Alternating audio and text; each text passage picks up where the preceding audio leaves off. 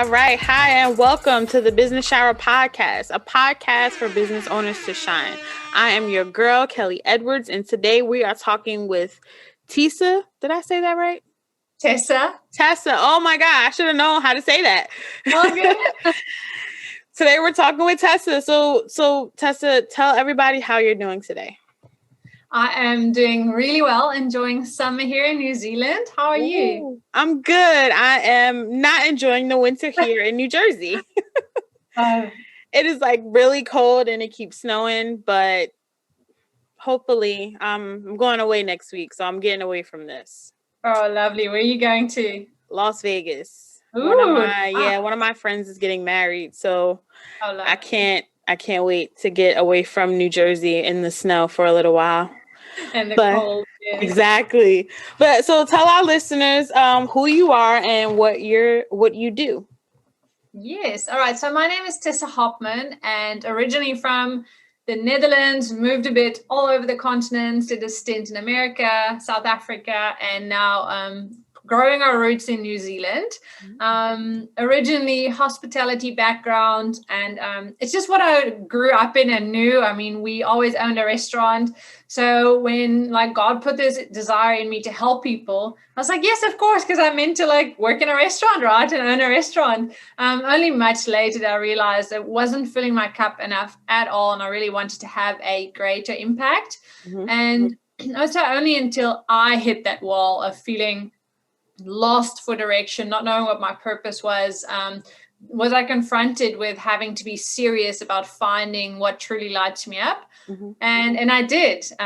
Through enrolling in a life coaching course to find my own answers, I actually realized, hey, I can do this for a living and I can help people find their purpose. So that's how my business, The Vine Dresser, came to be. And now I get to help other people and experience that same joy of truly finding why we are put on this earth. Okay. So would you consider yourself a business coach or a life coach? When I started, I was definitely a life coach, but it's always funny when we have plans, God has something else. So I've evolved into the business space. I now mainly work with people that either own their own business and want to grow, or people having a dream or desire to own their own business. Okay, awesome. So tell us your story and how it shaped you into who you are today.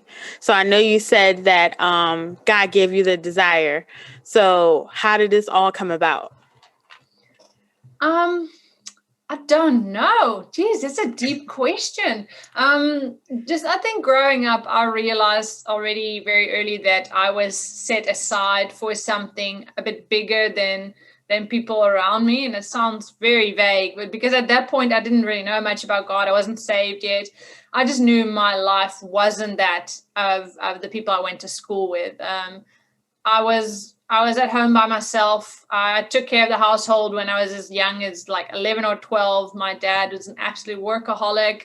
Mom wasn't there. So it wasn't the normal upbringing. I was very grown up. I didn't really fit in. So I just knew that there had to be something more, that I wasn't meant to live on that island. I lived on an island, very tiny island with 16,000 people. And I was like, no, I need more. So went into the big world, went into America for a year. And just slowly that knowing that I was different grew into the desire of using that for something. And it's taken me years for that to develop into who I am today. But I think looking back, everything always happens for a reason. And it's so easy to say that looking back, because I wouldn't have chosen for a lot of the things that happened. But just using that for your purpose and making that ignite your passion, I think, is what makes it all worthwhile in the end. Okay. Yeah, I always say that life is best understood backwards. That is so true. Yeah. So true. Okay. So did you take anything from school to aid you in starting your business? I want to say no, but I'm like, surely something stuck with me. To be honest, my personal opinion is that the whole school system needs to be overturned upside down and rediscovered and redeveloped. However, the practical aspects of my study, so I did hospitality management, I have a bachelor in business admin. Okay. And when I went overseas, so I did my internship in South Africa, that cross-cultural experience and actually putting all your knowledge into practice, that helped me. That shaped me to understand the business world before I actually had to step into the business world. Okay. So I would definitely recommend any practical education or practical experience in an education before you start. But the theoretical part, not so much. Yeah. You take a little bit from here, a little bit from school, just a little bit, not a lot, but okay. So, would you consider yourself an entrepreneur? Why or why not? Yes, I'd definitely say I'm an entrepreneur, and not because I've already made it or I've already figured it out. It's just simply because I'm willing to take risk.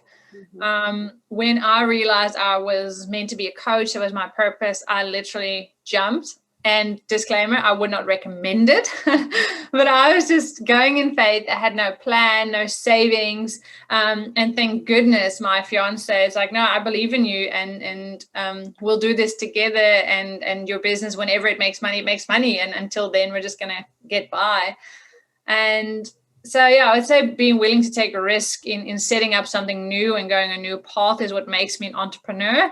I think by definition, that is what entrepreneurial is, just being able to try something new and go for it. Yeah, absolutely. So there's a running, how could I put it? A running theme here. So a lot of people who came up here and spoke on the podcast, they all had similar stories of just going for it, just jumping for it. Really? So, but they all say the same thing. Don't do that. But it's like a running theme. So I don't know. This might be a positive thing we might have to push here, to just do it. Yeah. To be honest, I think otherwise you overthink it. Yes. But knowing what I know now, I wouldn't do it again. And I think they would all say the same thing, because it is a very hard struggle. It's very tough on your relationships, on your mind. And I'm not talking anybody out of it, but being prepared, like maybe having a business community or club to belong to, or at least having a vision of what your company is going to look like, that will help you push through when the tough gets going. And it will get tough. So I think having those little basics into place would have helped me along the line. Yeah, no, I agree. I 100% agree with you. All right. So I'm not sure how COVID is being handled in New Zealand. I can't even say it. But what is the biggest pain point that you've been dealing with these days in business and COVID and stay in the house all day? How's it going for you out there? Well, if you haven't heard about New Zealand yet, then I suggest you look up how we have handled it, because we actually don't have COVID at the moment. We don't have lockdown. We haven't had it for close to, I'd say, 8 or 10 months. And we've actually became kind of the world model how to make sure it stays out of your borders. But in all fairness, New Zealand's a big island, so they can really control who comes in.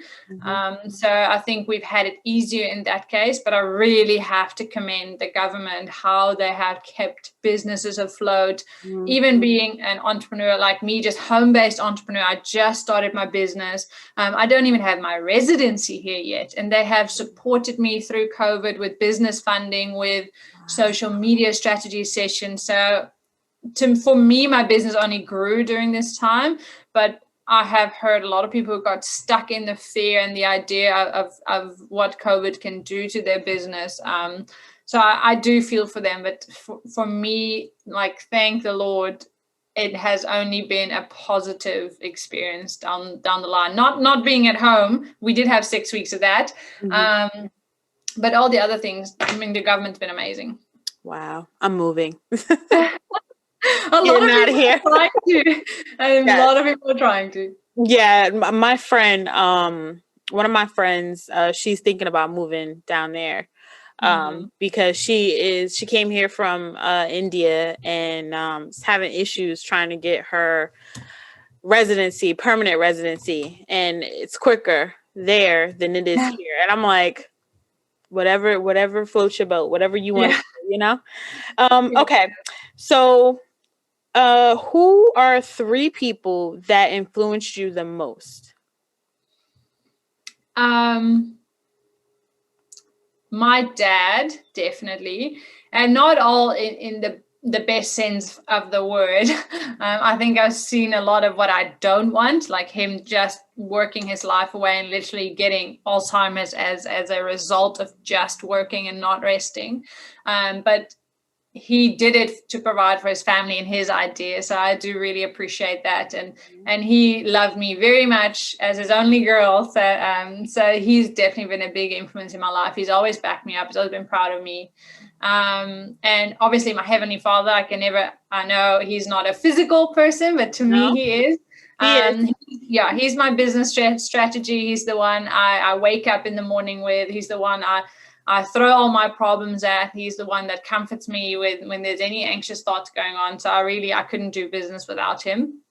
And then, what I mentioned before, my fiance, he has been tremendous through all of this. He's been working so hard so I can chase this dream. And he's really supporting all my crazy ideas and wanting to set up a business and being a foster parent for all these cute little dogs that need homes. And he's just gone with all of it. So really those 3 have really formed me into who I am.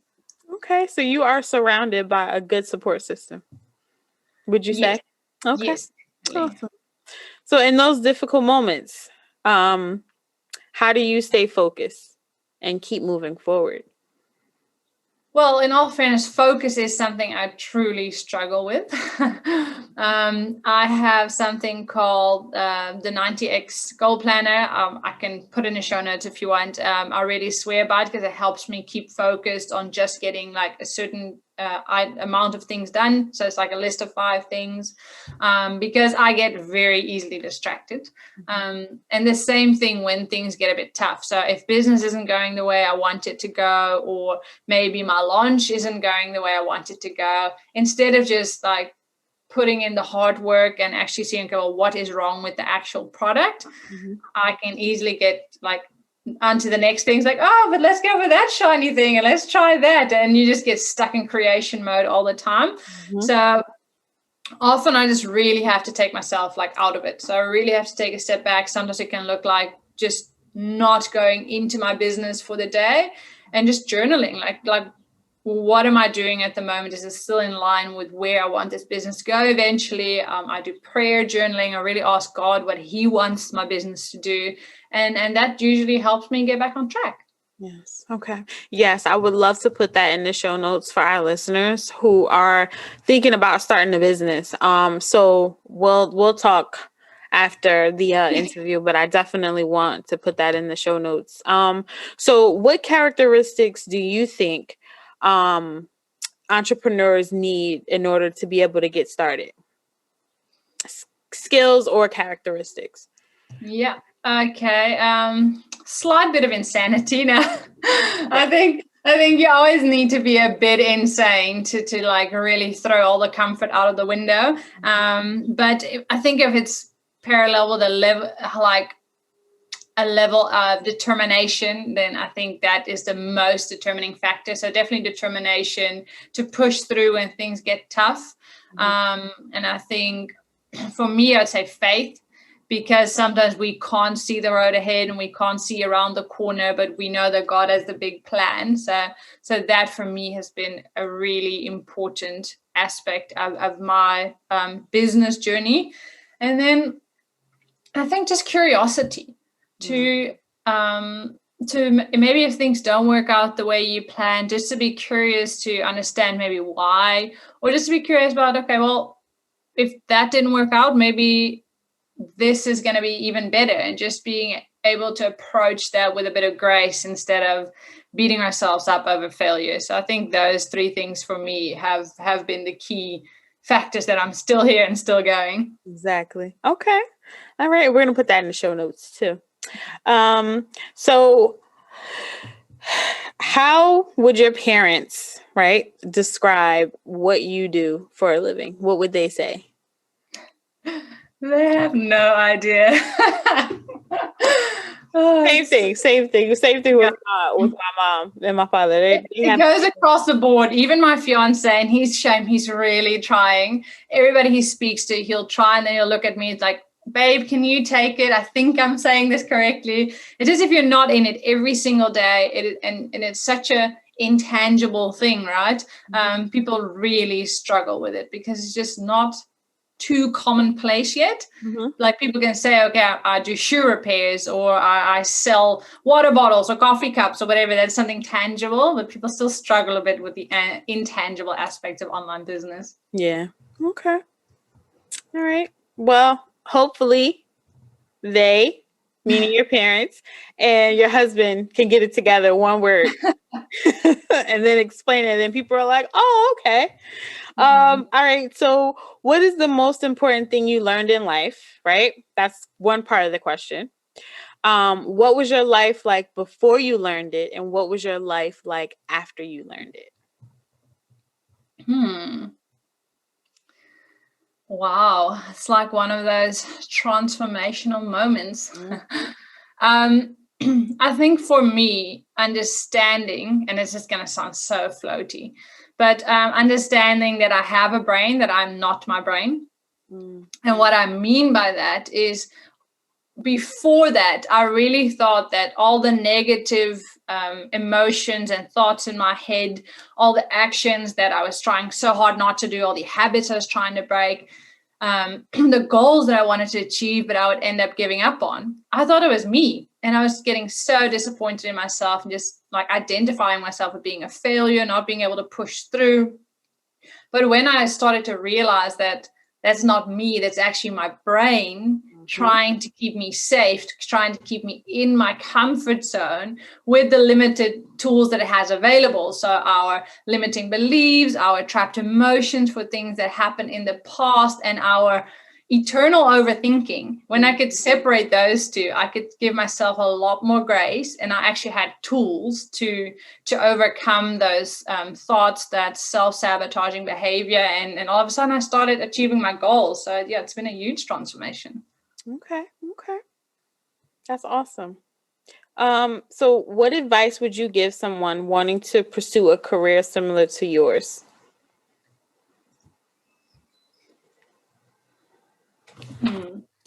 It's so easy to say don't, hey? No, it's absolutely not true. It's so fulfilling. I would say do not be afraid to fail. Do not be afraid to put yourself out there. And to sum that all up, I think I would say life rewards action. So as long as you're going to sit on the sidelines and wishing you were me or wishing you were doing something, it's never going to change the reality. The only thing that can change a reality is actually taking action. Absolutely. Okay. I like that. That was a really good response. I love that. Okay. Where are we at? I lost my place because I got excited. Okay, so what are some resources that helped you out along the way in pursuing your business? Was there any online platform, or was there anything that helped you along the way to help you launch and get your business out there? Yes, it's actually a person, not so much a platform. It was when my coaching business wasn't, you think I'm going to put my website on there and all of a sudden all these people are going to come rolling in and do calls with you, but the reality is a bit different. Yeah. So I was actually forced to do virtual assistance work for another coach. And because of her and because of her grooming me, actually, I learned all the skills. I learned what funnels were, what email marketing was. So I implement all of those. I honestly believe in funnels and the importance of building your email list, but it wouldn't have been for her that I would have known about all these things. So getting a mentor or a coach to help you in the beginning, that is absolutely, it will change the course of your business. And I rolled into it by accident because I needed a job, but knowing it now, I would recommend it to anybody. So I just want to recap what you just did there. You pretty much interned for someone, or you worked for someone that had a business similar to the one you wanted to pursue. You learned the business, and then you were able to start your own. So that is a gem, guys. If there's a business that you want to pursue and you don't know how to go about it, I suggest either intern for someone to learn the business, work for someone to learn the business, or like she said, get a mentor or a coach, if you can afford it. Because sometimes mentors and coaches can cost a lot of money. But yeah, so I just wanted to repeat that because a lot of people that are listening are like new business owners and they're struggling. So I would love for them to know that tip. All right, so on to the next question. What advice would you give your younger self? And we're going to go back. What would you tell your younger self? Yeah, I wish I could have told my younger self so long ago that there is a savior and there's a God. It would have saved me so much heartache. Yes. So if I could use that, I would say that. But any advice, I'd say stop trying so hard. Like I really tried really hard all through my life for people to like me, for me to fit in or to belong, to be part of something. To excel in things, and I put so much weight on those tiny little shoulders. And if I can say, like, look back now, I'll just say, just like, just let go a little bit and stop trying so hard. Just enjoy the moment. I wish I could have told myself that. Yeah, have fun. Exactly. Okay. If money wasn't an option, what would you do every day? Right? Would you do this? Or would you do something else? I want to say I'd be doing this, but I know I'm not. The one thing I'm truly, truly passionate about is animals. So I would be setting up organizations to help animals, to help grow animal species that are in danger. And with that, like giving people jobs that don't have jobs and educating them about animal welfare, that would be my dream. And I will get there one day. Yes, you will. That would be the ideal. We're going to manifest it. Yes. Yes. Amen. I see you starting a nonprofit organization of some sort that's helping endangered species. I can't even speak today. Okay. So what's your vision for the next 5 years for your company? Like, what do you see in your future? I see, honestly, being a kingdom-minded company. I really see my company moving towards ministry more and really making people understand the power and authority that we have inside ourselves that we're not tapping into just by the words and the thoughts that we allow out of our mouths and into our heads. So it's more, I would say, awareness. Like I really see my company being a worldwide platform for awareness of the power that we hold within ourselves, and whether that is through courses, through books, through speaking, God can use it all. But that is the end vision that I have for this business. Okay, all right. So here's our signature question before we wrap up today. What is something unique that no one knows about you, or your business? And how does it make you different from some of your competitors out there? Nobody knows. Oh, I'm such an open book. Or it could just be new to this podcast. Okay. Well, I think it's a really well-kept secret that I don't just coach my business clients. I actually do most of the work for them. Oh. So we, as part of it, I have a small digital agency. So we don't just coach, we build funnels, we build websites, manage their social media. And I haven't even had time to speak about it or broadcast it because we've been so busy. So, but yeah, we can also do that for people. Oh, everybody, you hear that? You might need to talk to her after this podcast. All right. So before we wrap up, do you have any questions for me?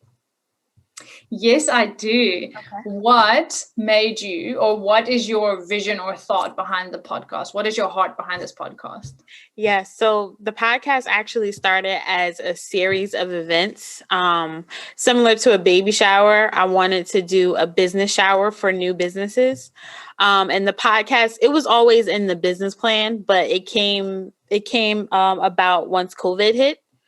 And my vision for this is just, I would love to do this on TV. I don't know. I think I got a little taste of YouTube, and I'm like, I want to sit down and talk to people face to face, you know? So that's my vision. Oprah, change business lives. Yes.